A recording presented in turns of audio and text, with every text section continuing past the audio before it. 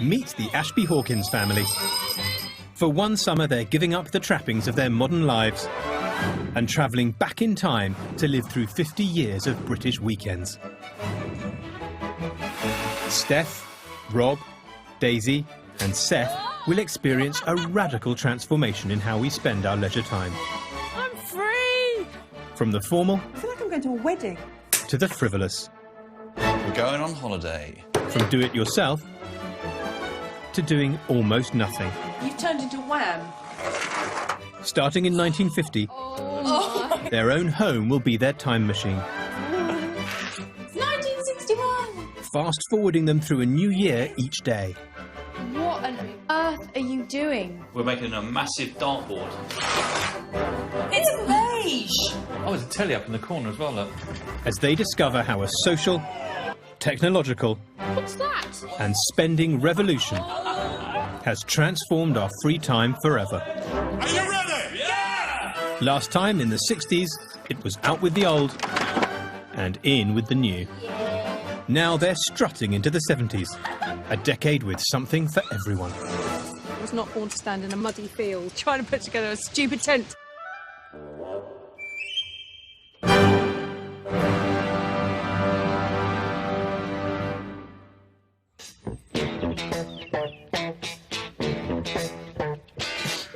It's the third phase in the Ashby Hawkins time-travelling adventure, and the family's 1960s home has been transformed into a shrine to all things 70s. Social historian Polly Russell is with me to explore what this new decade has in store for the family. Wow, so here you are, 1970. You see, we've used a lot of brown. And there's so much more stuff. The room is just filled with stuff. These are all gadgets that are about leisure, aren't they? This feels like a room that's dedicated to comfort, a space in which you lounge, so spend more time relaxing.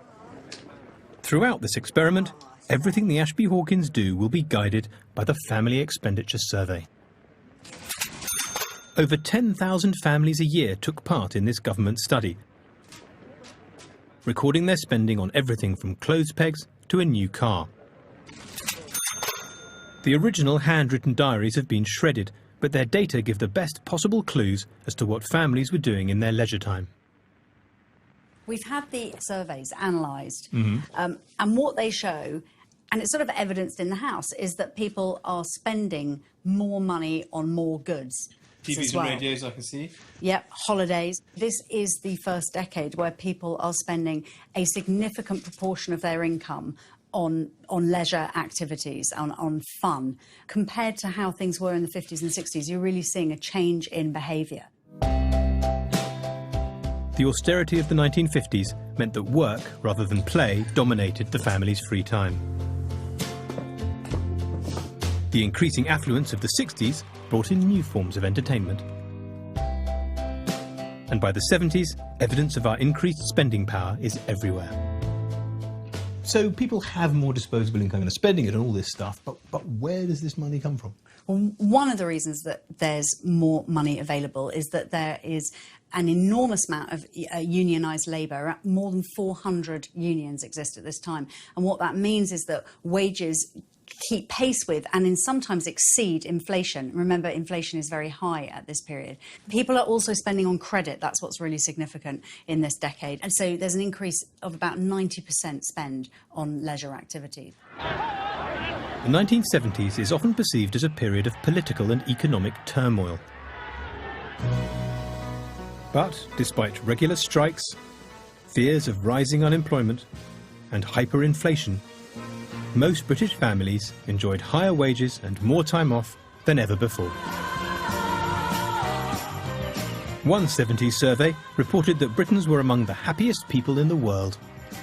My memory of my childhood is that we did spend a lot of really good time together as a family. So I'm just really looking forward to the 70s, and I'm hoping that I'm going to spend more time out of the kitchen than in it this time. And I've even painted my nails in honour of that, so... I hope to have a lot of fun. 70s is disco. Come on, it's Saturday Night Fever, Bees Gees. I love it. 70s is, you know, my home. This is the bit that I love. Seeing the house gives me butterflies. Oh my. Oh, we got yellow curtains. Wow. This is hideous. They match. Yeah, I can land planes again. It's a bar! It is. That is kind of cool. Oh, no, you could do a selfie with it. 2 minutes in, there's all this other stuff to look at, and you're just doing a selfie. Unbelievable. Oh no. It's not. So much bigger. That is not a cute bunny. It says sweets on the front, though. Yeah, but that is not a cute. Its head comes off. Wow, look at this. The house isn't the only thing that's changed. We've got a patio. And can I just say, I've got a sun lounger. I feel like we've really gone up in the world. Hang on. You broke the patio. I was born in the 70s. I was born in 1971, so I remember everything because I enjoyed it so much, and I love every bit of it. Yeah, you moved it. It was not there. It was a centimetre away. Daisy won it, I'm afraid. It's a huge contrast to the 50s. It's like, you know, the conveyor belt stuff from a generation game. You know, there's this and there's this and there's a cuddly toy, and it's just, there's so much stuff. Wow. Hello, Giles. Good afternoon. You look extraordinary. I mean, extraordinarily marvellous.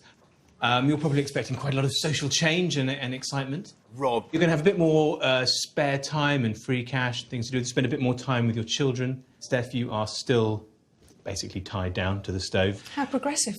Daisy, there is progression because although you're still at school, because the school leaving age has gone up to 16, you don't have to aspire anymore to being a housewife like your mother. And Seth, really, you know, you're a 12-year-old boy. Just get on with your thing, even if you are dressed as Rupert Bear. This is your manual for the 70s. Thank you very much. Enjoy the decade of love. Thanks, Giles. Thank you very much. Thank you, Charles. By 1970, Britons were spending less time at work and more at play. The average working day was around 40 minutes shorter than it had been a decade earlier. For Rob, that will mean more spare time and a chance to try out the latest craze sweeping suburbia. Right, son. What are we making? Beer. Beer. Step 1. Heat 3 litres of water to 71 degrees. Add in grain mixture. Stirring gently. Over the 70s, our alcohol consumption rose by nearly 40%. And brew it yourself really took off. So much so that even Boots sold a home brew kit. With 85p and one of these and some water and sugar, you can make yourself 40 pints of wallop. Home brewing required plenty of patience. The fermentation process could take up to 3 weeks. Modern era. I'd never make my own beer. Would you? No, I wouldn't. Well, I'm 12. I wouldn't really. Well, by the time this is finished, you'll be 18. You'll be able to have a glass of it, won't you? In their normal lives, Rob is a stay-at-home dad, and Steph is the main breadwinner. But so far in this experiment, their roles have been reversed, reflecting the fact that, even by the 1970s, half of married women were full-time housewives. Put your feet up, Doc. And although our homes were now full of labour-saving devices, it was still a woman's job to push them around. I'm on this magazine, I don't know if it's serious or not.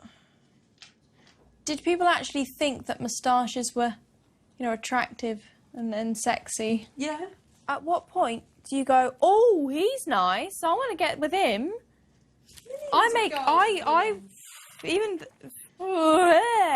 He's saying what I'm thinking. Very nice. Very nice.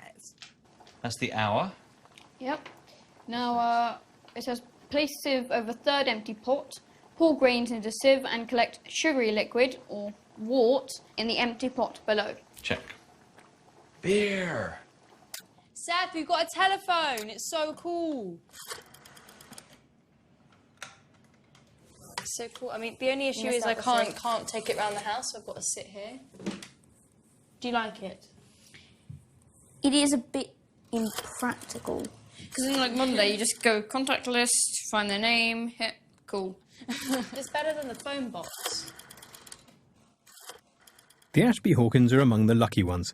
They've joined the 35% of households who now have a telephone line.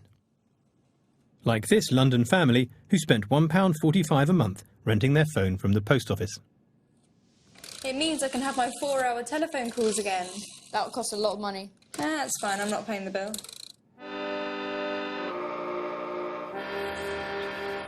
I think it's unfair that I'm still doing all of the housework. I don't understand why, because I'm a woman, I should be doing all the housework. I didn't understand it in the 50s, 60s and now the 70s.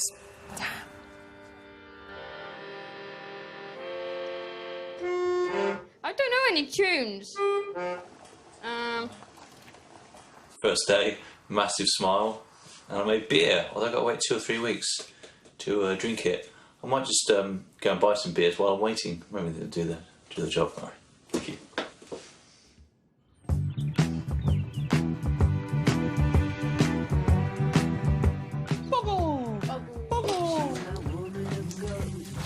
It's a new day, and in this experiment, that means a new year. It's 1971. Yay! Hey, I was born then. Oh, there's the phone. Do you want to go get it? I'm going to go and get the phone. No cheating. I'm not cheating. So far in this experiment, Rob and Steph have rented their home. Hello? Giles? But I've made arrangements that could change all that. Okay, thanks very much. Bye, kids. See you, kids. See you later. See you later. Throughout the 50s and 60s, the majority of Britons rented their properties. Even by 1971, only 49% of British families were homeowners. And getting a mortgage required a face-to-face meeting at the bank or building society. My last mortgage, I did pretty much sat in my pants at home on a computer. You can't do that today. You have to be like this. I've got to go in a suit and tie. In 1971, the Conservative government had encouraged high street banks to enter the mortgage market. And the number of home loans quadrupled. Bedroom, second bedroom, the master bedroom. You know, when you do tell people you've got your own house, then, you know, it's a status symbol, you know, you just feel nice, you know. Because you pay rent, I mean, you pay it for the rest of your life, and at the end of it, you have nothing to show. I feel the earth under my feet. I feel the sky. Come on, Max. Jump off the edge. Jump off the side. I feel my heart. With their parents otherwise occupied, Seth has joined friends at an adventure playground, while Daisy's at a nearby youth club. Come on, come on, come on. L-O-S-E-R. In 1971, nearly 7 out of 10 teenagers were youth club members. Oh, it's actually not that bad. Oh, no!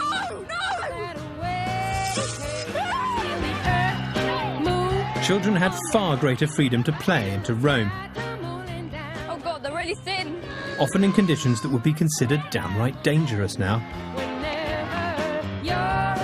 Playtime meant scrambling over old tyres, planks, and plenty of tarmac.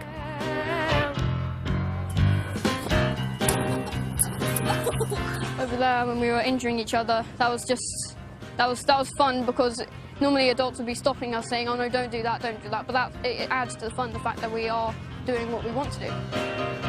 Today, 1/3 of children aged 8 to 10 have never played outside without an adult.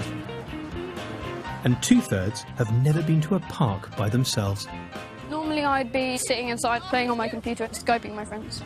I feel like this is a much better way than computers, because you're out and about, you're socialising with your friends, you're laughing, you're having fun, and it's just a lot better than just looking at them through a computer screen. Seth is back just in time for tea, and to hear some good news.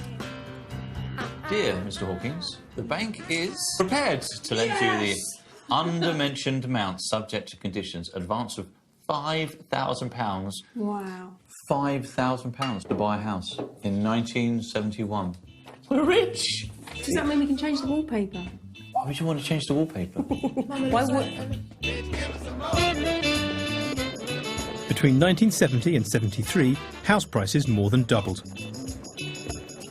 The cost of the average British home soon hit £10,500, and an all-too-familiar problem emerged. With inflation on this scale, for many the prospect of ever owning their own home forever retreats into the distance.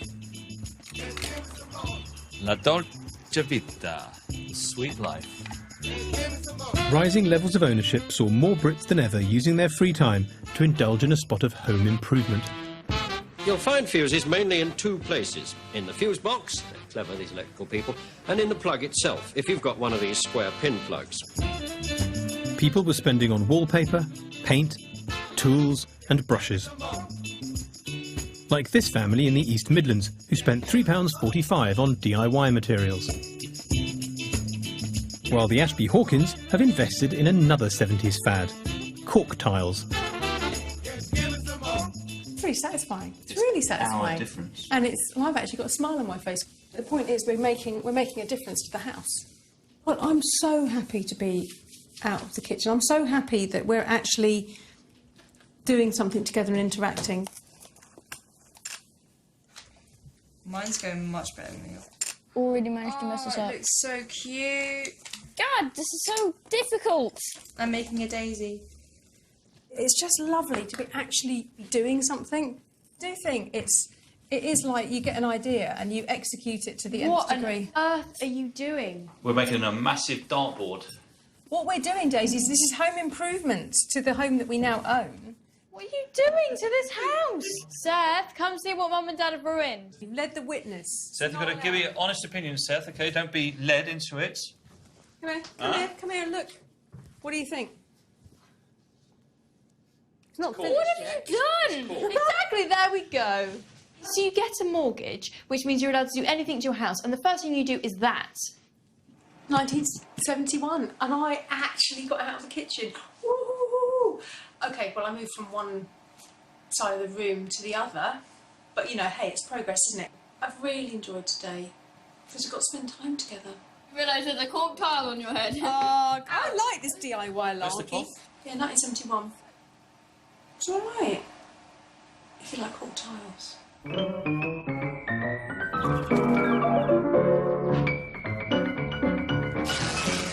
It's 1972. See you then, darling. After work. Good day. And you. Bye-bye. In about 25 minutes' time, we shall know which player has won the Pot Black Trophy. What board is that? How can you tell if they're doing well or not? Why would I you do be like the bow sweating? ties, though. Yeah, their outfits are kind of cool. Oh, we've got some post, kids. It's 1972, the year of borrow now, pay later. I like the sound of that. Hot off the press, here's your very latest Access credit card. Woohoo! And I've arranged your first purchase too. Happy spending from Giles. Look at that. It's a credit card. Access, your flexible friend. Although the first credit card had been introduced 6 years earlier, the arrival of Access in 1972 rapidly increased their popularity. I'm meeting financial expert Martin Lewis to find out how the explosion of credit would transform our leisure time.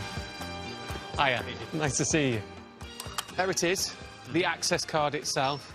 Borrow now, pay later was their catchphrase. So what were people doing up until now? Before we had this type of credit card freedom, whatever you wanted to buy, if you needed to borrow for it, you had to go and talk to the bank manager or the building society. You had to pitch it to them, bow and scrape.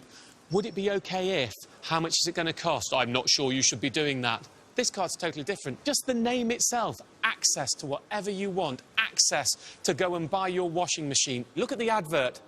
Access helps you listen in stereo. And he looks very relaxed about paying.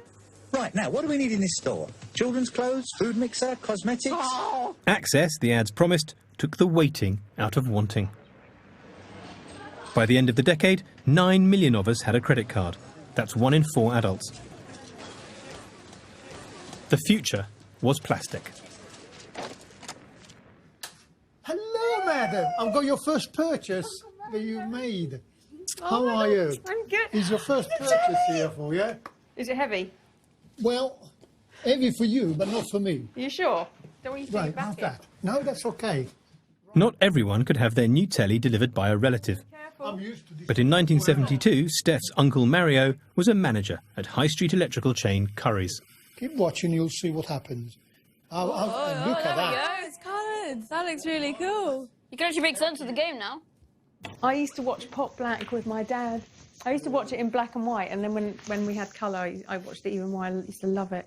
Yeah, it's smashing, isn't it? First colour television came out. I seem to remember that we cleared the shop floor, you know, everything. We reached a stage where everything was sold. Wow. Colour television was a new gizmo. People said, oh, tonight snooker is on. It was a social evening, you know. You get a few sandwiches out and things like that and watch colour television. You can say, oh, look, the black's gone in. Colours are absolutely beautiful. It is it's a beautiful television. Yeah, it does. It feels like more vibrant. While the kids settle in for an afternoon in front of the telly, Steph's found some precious time for herself. She's getting into the homemade spirit of the 70s. Cloth kits, you can make your own. They're printed with patterns on, and all you have to do is cut around the outline and stitch them together. It's actually quite therapeutic to do this because I'm making something. It's actually doing something that's useful and creative and fun. I had a cloth kit skirt when I was a little girl, so this really brings back memories. They've got some corking stuff in there, like, look, did you put your child in that? Oh, it's Blue Peter! In '72, even classic children's TV couldn't avoid news of a looming crisis. Now, what with the power cuts continuing and the situation doesn't appear to be going to get very much better in the near future, it's a particularly difficult time for old people. Certainly is, because old people get cold very easily. We've got a bed over here, and the best thing to do is to lay out sheets of newspaper fairly thickly between the blankets. And if you do that, the old folks will stay as warm as toast. In January 1972, 300,000 miners had walked out on strike, demanding a 25% pay increase to keep pace with inflation. In these days before North Sea oil, Britain consumed 2 million tonnes of coal a week. With the mines closed, the national grid risked shutdown, and power cuts became a regular occurrence. Sales of candles and camping gas rocketed, and many factories and offices closed before dark. So Rob's able to come home early. I'm home! And that means more fun with the family. Hey, hi kids. Tonight, it's indoor golf. You can't do this on a carpet. Yeah, I'm going to. No, on the floor without the carpet. There we go. Okay. What's the par? It's a par 2. Okay. Okay. Hole in one. One. I don't think at any point I was thinking, oh yeah, 1970s golf on the shag pile. I didn't think that at all. That's 5. That's about 7. Oh my God, Dad! Stop it! Mum, is the window insured? What? Nothing. No, don't worry about it. You've broken my house. 18. Hey! It's time to put it away, that's what it is. Yeah, No, it's not. I'll play that, I'll play that. Oh no. Oh no. Where's the candles? Why is it dark? Power cut. Mum. Got a couple more in the kitchen. Go on down here. And because I now can't sew, I thought I'd join in with a candlelit game of golf. Okay, so 2, 5 or 6. 2, 5 or 6, come on. It's also a bit strange now because 70s sort of seems a lot more technology reliant. I mean, you've got colour TV, stereos, and then suddenly, oh no, you can't have any of this anymore. They don't have the power, Here, have some power cuts. Oh, that's brilliant.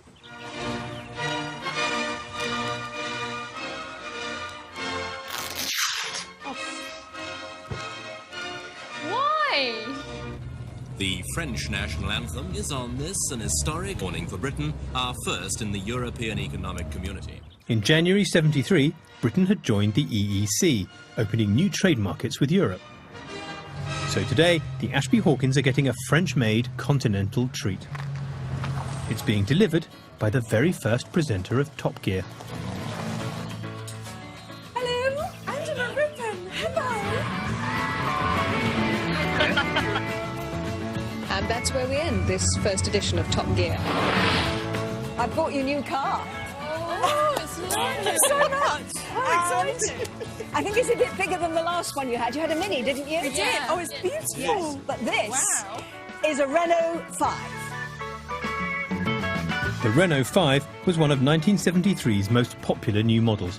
It could do 0 to 60 in an impressive 19 seconds. Very very innovative because it's got a hatchback. We decided we wouldn't give you any old rubbish. We're so thrilled, thank you. Not at all. Well, I hope you enjoy driving it. Who's got the keys? It's a shame we can't take Angela with us. I'm not going in the boot.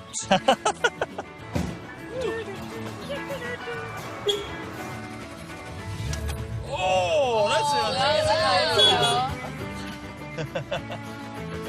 Back in the 60s, Rob had taken the wheel. But now, like a third of 70s women, Steph's got a licence. Just like Angela. There are a lot of bad drivers. Some of them are women, but an awful lot of them are men. By 1973, just over half of Britons owned a car, opening up more options for our leisure time. From trips to historic buildings and the seaside, to simply popping out to the pub. Kids, me and your mum are going in for a beer. What? We're going for beer. What about? You're going to stay in the car. We'll see you later. The window's open to keep you cool. Why'd you bring All us right. in the first place? See you later. You left us in a car. It'll be another 21 years before children are allowed in pubs. Luckily for Rob and Steph, 70s attitudes to childcare were more relaxed than today. Spot the ball. They're jumping up. He's having a look over here. He's looking down. Should we do one each? There. Okay. Just abandoned us. They drag us all the way to the pub, and we can just stay in the car. I'm not a dog. We have no phones, we have no computers, we have no books, we have nothing. We're going to sit in here bored. Cosmopolitan. Yep, it's looking good already. Oh. Should you be single? Quiz. You'll have many lovers. Don't look at me like that. But when break-up time comes, you're the first to move on. Sometimes friends find you a bit too in command. To celebrate joining the EEC, Steph's preparing a continental feast. While Rob, who normally does the cooking, puts his feet up. I'm cooking French tonight, and I've never made the bourguignon before. Really hungry now. Thanks for making me hungry, Mum. Here's the wine. This is the continental bit. The only thing I've got is leftover Chianti, which for me is very unusual to have anything left over on the wine department. You sound like an alcoholic. What I want to talk about today is the fact that a decision rarely has a single intended impact, but more While her usually Boeuf Bourguignon simmers, of impact. Steph's using the time to broaden her horizons. This point is no means new to She's starting an Open University social studies course. It's actually quite hard to watch this because the facial hair is quite alarming, and the jumpers are quite distracting. Let's take a decision maker A who intends an impact X. The OU had taken on its first students in 1971. Courses could be done from home, making them an attractive option for housewives. This could, I think, have a tremendous impact of change. The OU itself could be revolutionary. Perhaps it isn't so awful being married to somebody who can actually think instead of just hoover and dust.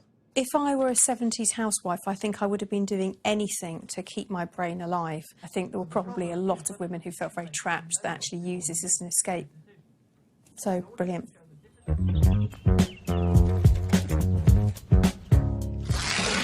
Family, it's 1974.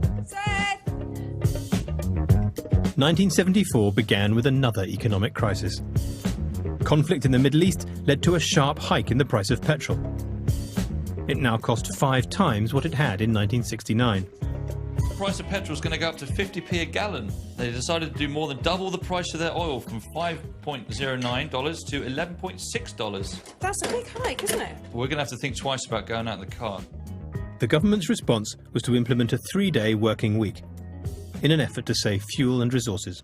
So what does it mean to us then? Basically, it means there's going to be more power cuts, and I'm going to be spending more time at home with you. I thought the 70s was going to improve. The last time we spent time with the family, you left me in the car with Seth. That's not family time. The government has ordered severe cuts in electricity. The 3-day week meant a period of adjustment to a more basic way of living. Street lights were dimmed by 50% to save power. Speed limits were reduced to a maximum of 50 miles an hour to conserve fuel.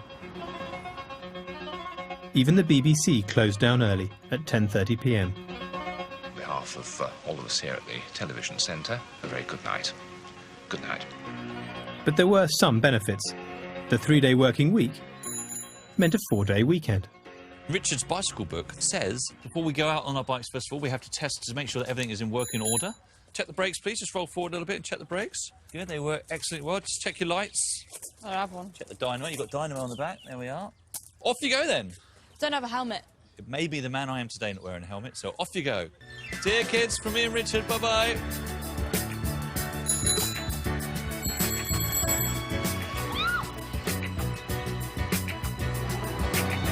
During the 3-day week, more and more Britons abandoned their fuel-guzzling cars for pedal power. By the end of the decade, bike sales had trebled, with well over 1 million new bikes sold every year. So far, 1974 has been really, really good. I've really, really enjoyed it. It just going out is really nice. It's much better than the 60s and 50s where I was quite indoors a lot. Do you know what, Seth? In the 70s, we've actually spent quite a lot of time together, and do you know what? I'm glad we have. I love you, my little brother. I don't.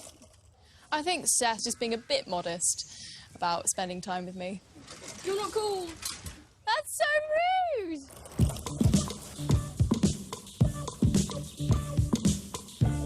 The 3-day week means Rob's got more time to share with Steph too. Although Mastermind's perhaps not top of his list. So I've sent a special guest with one of the decade's most popular games. Door. Getting it? We're both getting it. We're both getting the door. Hello. Eric Bristow. Wow. I'll shake your hand. I'm going to shake. Come in. Welcome to the 1970s. Hello, sir. Oh, yeah. Good afternoon. Follow you. Very well. Thank you. Welcome to our house. Yeah. How absolutely amazing. Fancy a game? In the mid-70s, darts was phenomenally popular. According to one national survey, 3 times as many adults regularly played darts as played football. Eric Bristow was then a rising star in the game. A warm welcome to Eric Bristow. Come on, Eric. He went on to be 5 times world darts champion. What was it like playing in the 70s? It was superb. It was different. I mean, we played darts then on TV where you could have a pint. Yeah. And you can smoke even on TV. Of course, yeah. I've got some beer actually that I made I'm not recently. I'm not trying it. I must like go blind in one eye. You know what I mean? I had a brewing kit and I made some beer. Dangerous. It is. So how did you get started? My dad got me a dartboard when I was 11. But by the time I was 14, he took me down to a local pub and he used to play for a tenner a game, 6pence a game then. Get in there, you ever go there. Come on, go there, bullseye. Pound for bullseye, pound for bullseye. Darts may have taken off down the pub, but it wasn't just for men. Everybody had thrown a dart. Yeah. Even my mother joined the ladies' dart team. Once a week she used to go out with them, and it was just a bit of fun, and that's still the same now. Yeah. I nearly killed the cameraman. Yeah, I nearly did. 5. Yeah! See, that's it. Cut, that's it. Let's play darts. Oh, Moses! The Daily Mail reported that, despite the global crisis, the 3-day week may actually be good for us. 58. It seems that it was just a lot more family time now that's being spent in the 70s. There's a lot more bonding experiences that it doesn't happen in the modern day, but not really that often, because we all sort of like, oh yeah, hello, yeah, food, let's eat, done. That's it. So it just seemed a lot nicer now. I don't know why, it just felt a lot nicer. I'm really enjoying the experience and finding it very different. Do you know what I realise? I'm really not missing my technology as much as I thought I would. 20. Oh, I would expect myself to go, oh, I don't have my phone, but I really don't care.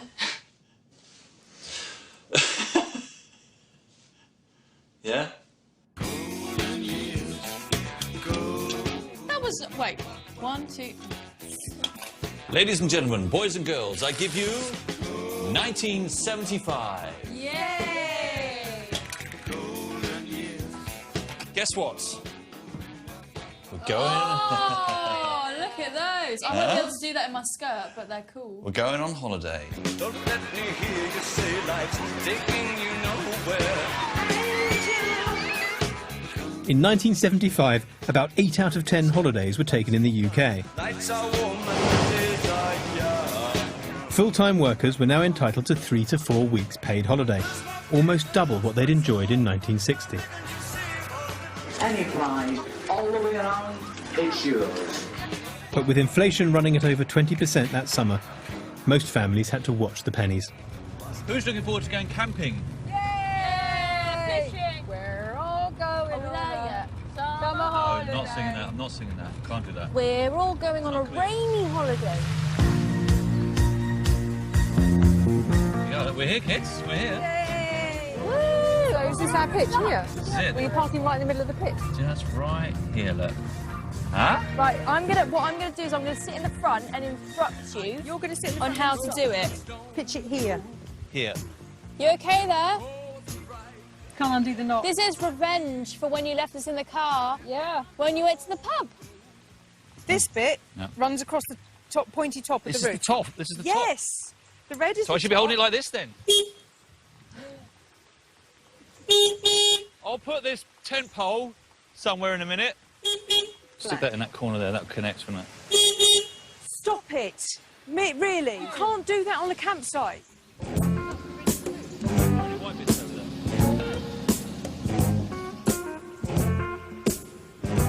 Is the roof done? Doesn't look very stable. We've been here for about an hour now and the tent is Yeah. still not up. Oh, is it going to stay up? If you had the choice of a cheap package holiday to somewhere warm and sunny and this, yeah, no contest for sun for me every time. There Steph Ashby goes. Is she gonna do it? Is she gonna do it? Whoa! They've broken it again. I was not born to stand in a muddy field trying to put together a stupid tent with no proper instructions. That's not in line. That bit's wrong. Who's gonna lose it first? Mum or Dad? You're not helping, okay? Do you hear me, the rest of you? Rob, don't. Can see why we don't go camping in modern day. That's why we don't go Not camping. because we don't want to, because of this.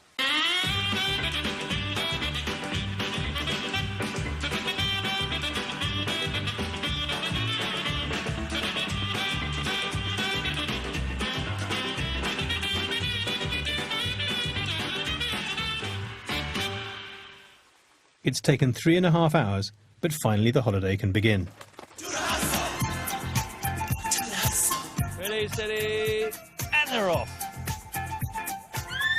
Oh, Daisy! Daisy's the winner! Winner!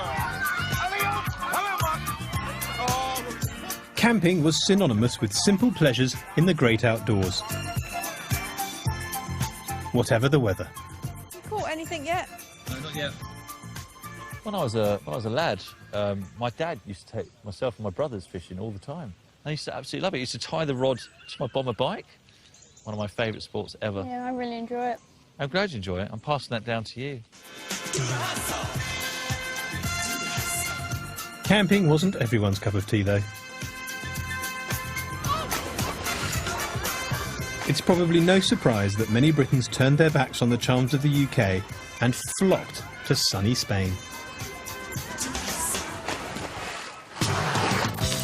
Burning Hot 76. The series of high anomalies over Europe has meant that we've had far higher pressure than usual. I don't actually know what he's talking about. This country is now in one of the worst periods of drought since records began 200 years ago. As the country enjoyed the hot summer of 76, Brits took any opportunity to spend more time outside. Will you rinse the bonnet, or as they call it in France, du bonnet? Nice soapy bubbles. Bubbles! You know, you can never say bubbles angrily. What are you doing? Stop. Ladies? We've got to conserve water. We've got to cut our water consumption by half. Turn our stopcock down by 90% to reduce the flow. Flush the toilet only when absolutely essential. What does that mean? If it's yellow, let it mellow. If it's brown, flush it down. Yeah. So it's basically the code of your jumper.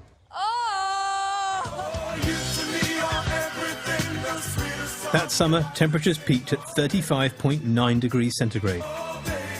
Weather more reminiscent of the Costa del Sol than Clacton. Water was in such short supply, we were even encouraged to save water, bath with a friend. I'm trying to do the breakfast washing up, but because the stopcock is turned down 90%, it's just taking an absolute age to get any water. This I would normally just tip straight down the sink, but this is destined for reuse, so probably to flush the toilet. Very essential. As the drought dragged on, ever more desperate water-saving measures were introduced, and some families even had their supply cut off altogether. Whole streets had to share communal standpipes. Us British, we can't decide if we like the hot weather or the cold weather. And then we complain if it rains, and then we complain if it's too sunny. While the kids head to the standpipe, Polly's arrived with a delivery for their garden. Hello. Good morning. Hello, Tommy. Hello. How are you? So have you been having a balmy time today, 1976? Yeah. We sent the kids out to get water. From the standpipe, yeah, while we sat inside. It is difficult to believe, isn't it? I think if you were actually wearing that much nylon in 1976, you'd have fainted with the heat. Yeah. So why the oranges? More people are going abroad, so people are bringing back a bit of the exotic to the sort of English garden. And particularly in 1976, really great to grow plants for a Mediterranean climate, which are going to withstand this summer of incredible heat. There was a real challenge for gardeners in 76 to keep their gardens alive. Obviously patios, you know, which is an idea that comes from Spain, and rockeries. They're much more easier to manage than the kind of English sort of idyllic lawn. There we go. A bit more. Otherwise we're going to be here for ages. Got to bend my knees for this. Put your back into it. Brought back a memory of my dad attaching a hose into the bath upstairs and then trying with suction, like he did with his home brew, to try and get the water flowing down into buckets and stuff downstairs. Really... I remember that. Do you know what? That was actually advice given in the Times. Turn it on! I can't! Empty the coffee jug out. No, into the bucket! Ah, I can't do anything! Oh, it's all over my... I don't even need to shower. Seth, come on, you've got to help me. I think we should give the problem to the eldest. Have fun! One of the other consequences of the drought was that aphids died, and as a result of that, ladybirds had none of their own natural food, and there were great swarms of ladybirds. Lots of reports of people being bitten, and they became the sort of killer ladybird. That's ridiculous, isn't it? By the end of August, some parts of Britain had gone 45 days without rain. Ice cream van! It was good news for some, though. This is a blast from my childhood, having an ice cream van. It's very loud. It's the best thing ever, isn't it? How beautiful. Oh, I remember all of this from my childhood. Well, cardboard, yes. Of course, they used to cover the ice cream in cardboard, didn't they? They used to lick the cardboard. It was delicious. Oh, Are you going to have lemonade lollies? Lemonade lollies for you? I'll have to have a mini milk. Thank you very much. Thank you so much. There's some money. Oh, thank you. Oh, delicious. Look at that. This is absolutely lovely.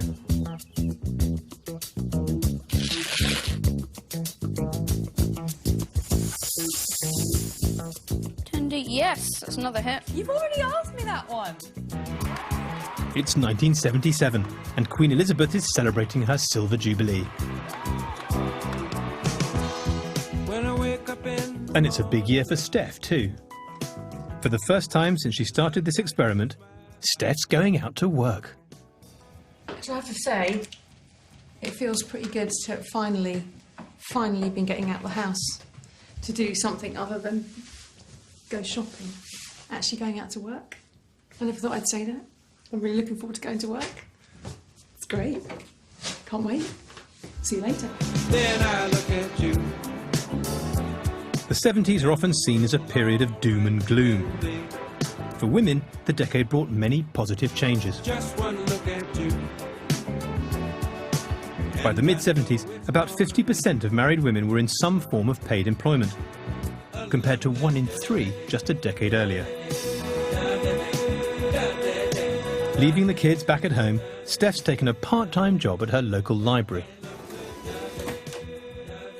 I'm not actually thinking about what anyone else at home might be doing right now, which probably makes me a terrible mother, but they're big enough and ugly enough to take care of themselves, aren't they? And I'm just concentrating on what I'm doing, so it's kind of nice, really.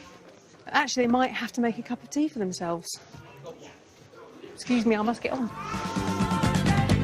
Steph's not the only one welcoming new opportunities. High-profile campaigns for equality were starting to make a real difference to women's lives. I think it's absolutely tremendous. Women are coming together and they want a change. The recent introduction of an Equal Pay Act and a Sex Discrimination Act provided encouragement that the days of the housebound housewife may at last be coming to an end. It's not exactly stretching the mind, but it's lovely to be out in my little womb-like office at the library. So yeah, I'm smiling. I like it.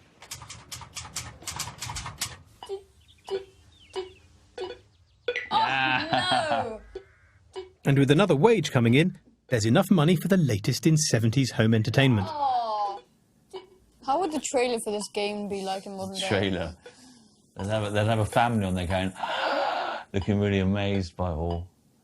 And rightly so, because this is the first computer game. 3-0.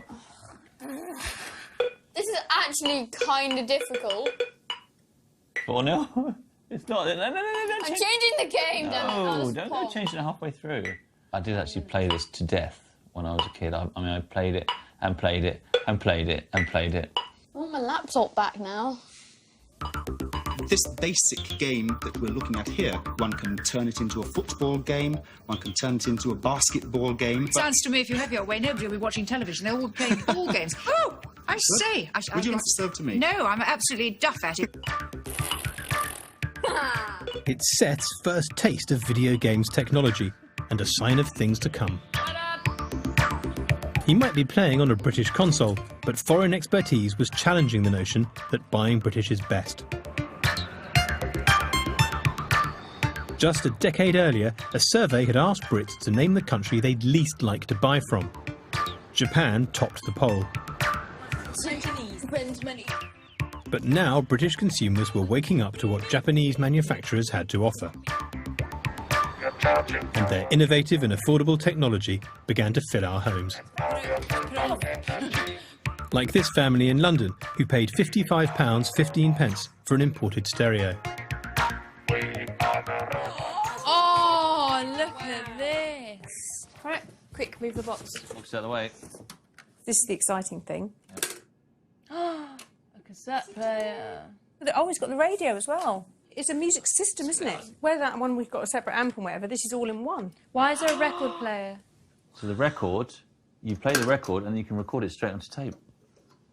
Yeah, and then you stop the tape, and then you put another record on to play your next song. That is awesome. It's like the start of mixing, yeah? I'm going to make a mix of Pink Floyd and Santana. Mash it up a bit, you know? I think that'd be really cool. There we go. I'm on BBC now.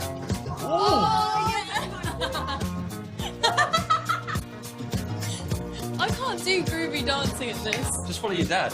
Follow my lead. Back in the 50s, the lounge had been a place of quiet reflection and the occasional piano recital. But by the 70s, anything goes. Turn. To the sky! So today I actually managed to get, like, a computer game. It's something I was actually expecting in the 70s, but actually now it's here, I'm really excited. So I'm hoping for a lot more technology and better technology in the 80s. And that's just basically what I'm hoping for. And better video games to play and an Atari, because that'd be nice. That's, yeah. When I eat my butterscotch Angel Delight. Whoa, amazing. I went to work today, part-time job in the library. That's quite fun, lovely to be out. It was odd being away from the family, but actually a more normal feeling for me because I spent a lot of my time separated from the family. But I'm sure a lot of women in the 70s would have been really worrying about how the troops were getting on at home and whether they were burning the house down.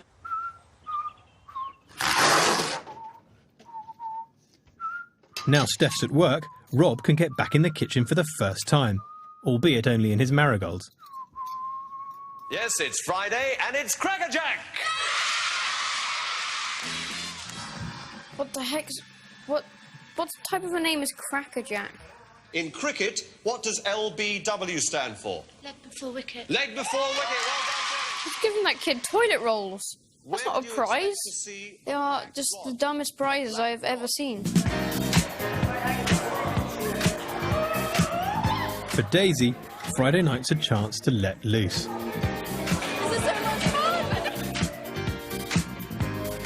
In 1978, a new phenomenon hit our shores all the way from the USA. Roller disco.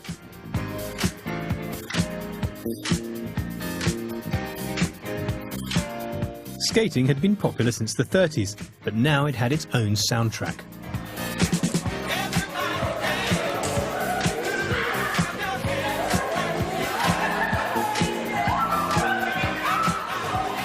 Radio 1 DJ Trevor Nelson was a teenager growing up in North London in the late 70s. I was brought up in Hackney, which was very black, Asian, Jewish, everything. Yeah, so multicultural. Lovely multicultural era. I loved it. In Hackney, I felt that the whole world was like this. Yeah. But I realised when I first went out of London, it's not like this. Yeah. Mass immigration was changing the face of the nation, particularly in our inner cities. The Britain that young people were growing up in was a world away from that of their parents' generation. The late 70s. I'm 13. I used to wonder what I'm doing here. You know, black kid in sort of white England.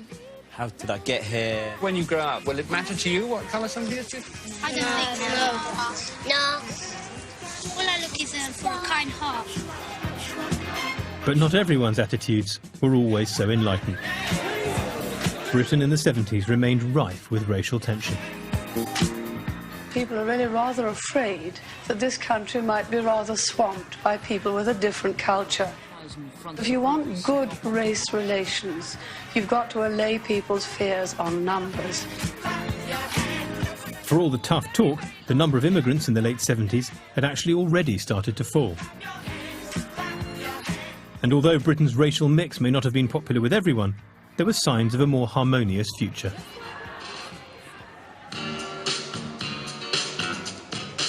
I went to a school where I was in a minority. Yeah. But the way I connected with a lot of these guys was through music. Mm. Kind of prepared me for life. Yeah. And the one thing I'd say in a burgeoning multicultural world was music mixed the races more than anything else, especially when you're young. And when a disco tune was on, I think everybody was just dancing and feeling free.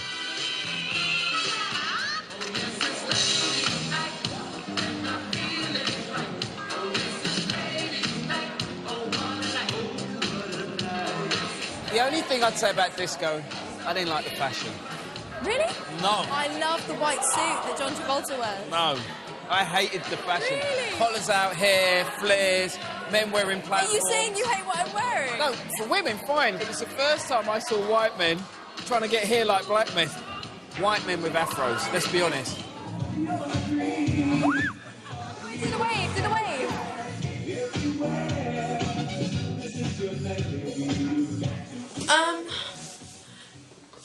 Sorry. Disco 1978. It was awesome. I loved every minute of it. It was so much fun. You know, it's something different because most of the time my friends and I are just, you know, dancing in a corner. But this time we were like properly skating. It was so much fun. So yay for 1978. They see me roll.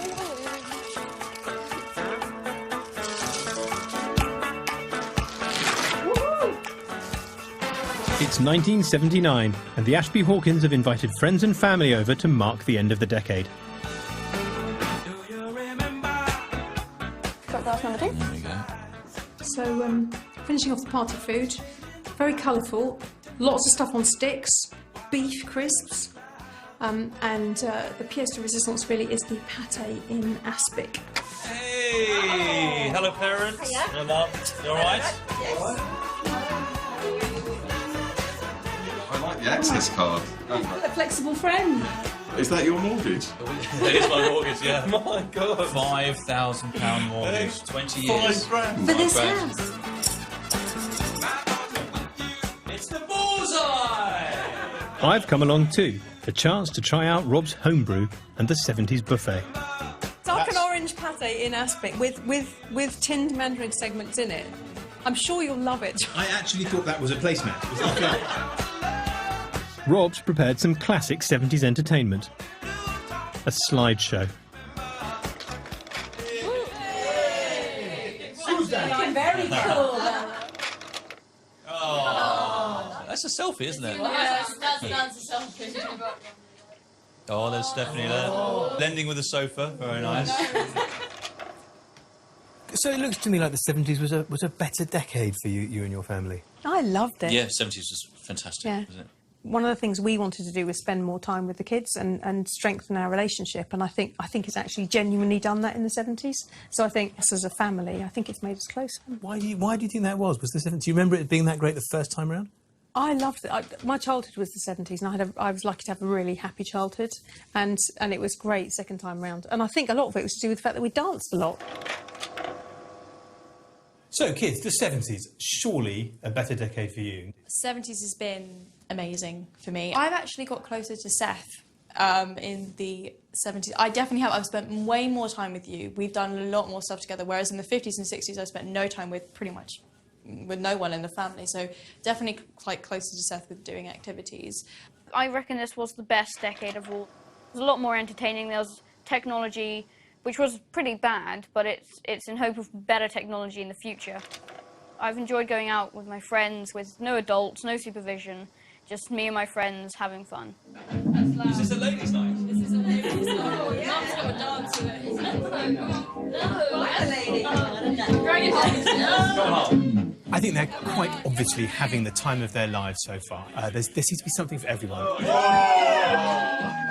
Rob is living La Dolce Vita. That's what I'm doing. Steph gets to go out for work and be a modern woman. For Seth, there's a little bit of technology. For Daisy, there's just even better than the 60s, the music and the fashion.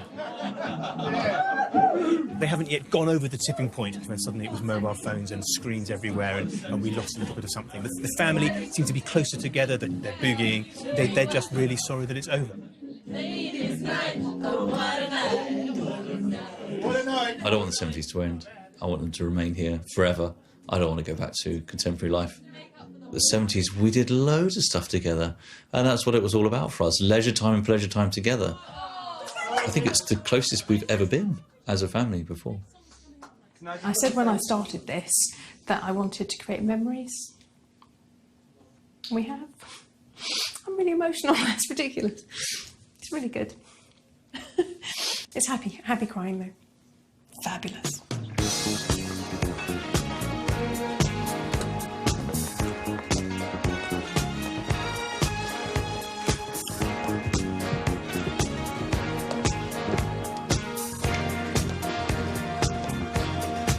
Next time,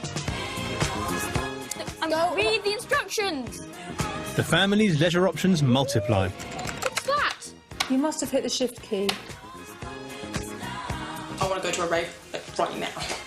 In the decade when good taste was everything. No! No! Daisy, stop it! We've got to live in here.